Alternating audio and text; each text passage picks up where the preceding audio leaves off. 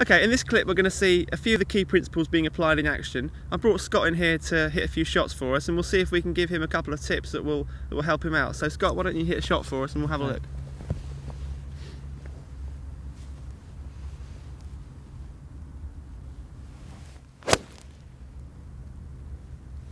Yeah, pretty good shot, Scott. Obviously a good player. How's your game at the moment? Is there anything that's giving you difficulty? Well, it's not too bad. I guess I struggle a bit with the driver. I struggle with a bit of a high right quite often. So a high right shot. Yeah. Okay. Well, make your setup and let's see if I can give you a couple of pointers here that might help eradicate that shot. Okay, so if we look at Scott's setup here, there's something I want you to notice which I think we can improve here. Now, if you look at his spine angle here, it's a little bit too erect. That angle between the shaft and the shaft on the floor is not 90 degrees, it's a little bit more than that. Because what that's causing is, if I just demonstrate, Scott, what that's causing is, because his weight's forward, it means that on his backswing his weight's sort of tending to be too much on his toes at the top and his arm's a little bit too behind him. And as he comes down, to make the room for the hit, he's having to back out and jump out of the shot, which means he's hitting that sort of high right shot, or if he releases the club, he's hitting a big sort of pull shot. So if we can just get that one thing right, it's going to make Scott's swing that much better. And it's already a good swing, but it can make it really good. So Scott, make your setup again.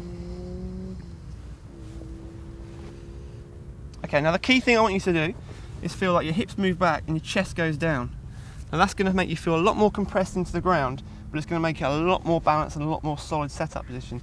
Now you can see if I push him now, he's pretty stable and he's balanced. And his back, the angle of his back there, is forming now a 90-degree angle with the shaft, and that's exactly what we want. So Scott, when you've made that setup, all I want you to feel then in the swing is that the weight stays in the same place under the balls of your feet throughout the swing, so your weight's not moving backwards and forwards. Everything else should slot into place then. So hit the shot for us and let's see how you go. That was a good strike. How did it feel? Yeah, it felt quite good actually. Yeah. Really quite different, but you know, it feels quite solid, and I guess it's quite easy to do because, you know, if you get it right from the start, you just maintain that position through the swing. And I think that's the key, isn't it? I mean, what we're looking for is not trying to make positions during the swing. If we can get it right at the start, it makes it very simple, and I think that posture really does dictate the swing path. If your balance is right to start with, you can keep it right throughout the swing, and therefore you're not moving backwards and forwards, and you can actually apply that power down the target line towards impact. So I hope that helps you, and work with it, and hopefully you guys at home can apply that principle to your own games as well.